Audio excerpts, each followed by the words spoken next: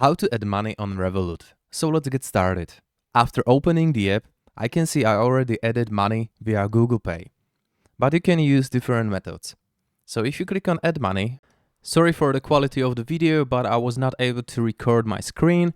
So next is click on change, and this will bring you to see more options.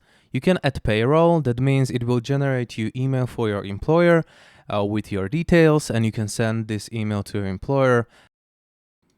Next, you can see standard bank transfer.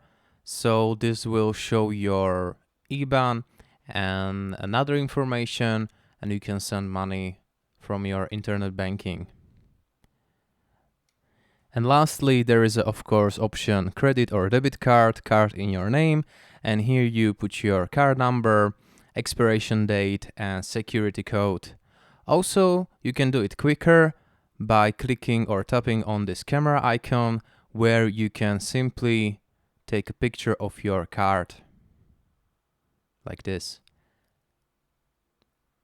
Alright, and the first option I mentioned was Google Pay.